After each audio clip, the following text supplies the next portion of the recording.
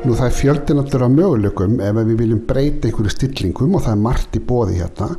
Þið getið til dæmis séð hérna hjá mér að ég með hálftíma sem alltaf sjálfgefið. Það hálftími alltaf hvert hólf hér þegar við erum að bóka fundi. Við getum breytt því og til dæmis þá sjáum við hér ég með eitthvað veður. Ég get farið að sé sólina, sé hvernig veðrið og hérna ýmislegt annað hérna og allir þessi hlutir, allt sem við erum með hérna, það hægt að breyta þessu öllu og við getum unnið helling í öllum stillingum og það sem við ætlum að skoða núna hvernig við gerum það og ég ætla að fara hinga núna hér upp í hornið þar sem við erum með tannhjól. Hér smelli ég á tannhjólið og þið sjáu ég ennþá bara í dagatalinu mínu og þá koma fyrst svona flýtistillingar þar sem við getum breytt ýmsu eins og til dæmis ef þið vilja ekki hafa 30 mínútna hólfin þá getið breytt í hér.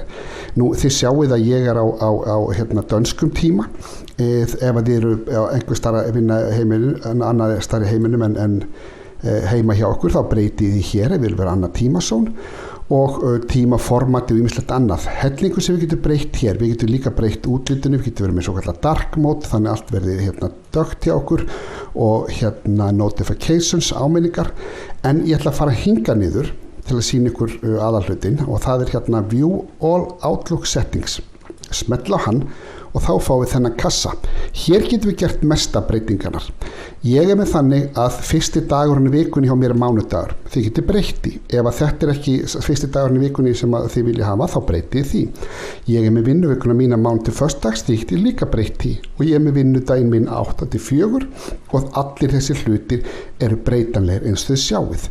Hellingur af valmöguleikum, ég inn í kalendir að því ég var inn í dagatalinu hér, þá ég hér inn í dagatalinu og þið sjáið hér fullt af valmöguleikum sem hægt að skoða. Til dæmis veðrið, þar margir sem spyrjum þetta, ég alltaf með Fahrenheit sýni mér, já þú breytir því hér. Viltu ekki sýna veðrið, þá tekur það í burtu. Viltu fá sjá veðrið á einhver öðrum stað heldur en þú ert, þá bara bætir því við hér. Svona helling af stillingum sem þið getið skoðað ef að þið hafa áhuga á og breytt hér og ég ætla að sýna ykkur nokkrar viðbót. Ég ætla að fara hér í general sem bara almenna stillingar. Hér til dæmis tungumálið. Viljið ekki hafa þetta ensku, þá breytið því. Þetta ekki formatið sem þið viljið hafa á tímaformatið, AM og PM, þið breytið þessu öllu hér. Ekkert mál að breyta þessu ef þið viljið hafa allt á íslensku, þá færið þetta allt yfir á íslensku. Það lítið mál. Og ég ætla að sýna ykkur eitt viðbót. Hérna inn í mail gerið líka fullt af getið breytt fullt af stillingum hér. Ef þið viljið breyta eitthvað hvernig tölvupósturinn líti út og ýmislegt annað, þá hægt að gera það hér. En það sem flesti spyrjum þetta sem hér niðri, automatic replies. Það að segja, ég ætla að hafa sjálfkrafa svar. Nú ég að fara í frí, þá get ég sagt á tímabilinu hérna til hérna, þá vil ég að þú bara fyrstulega taki frá tíma í hérna dagatalinu og ef ég segi bara hér block my calendar og skrifa bara frí þá verður bara merkt að þarna frí og hér skrifa maður síðan eitthvað, ég er í fríi bla bla bla og annað af þessu fyrir fólk sem innan fyrirtækis og hitt fyrir þá sem utan.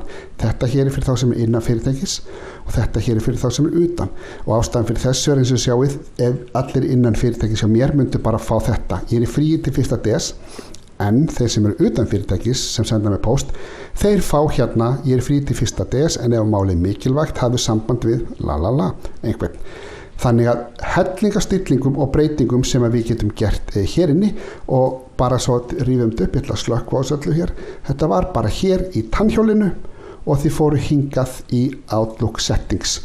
Og endilega ef að þið viljið hafa þetta íslensku, ekki hika við að breyta hér og færa þetta yfir á íslensku.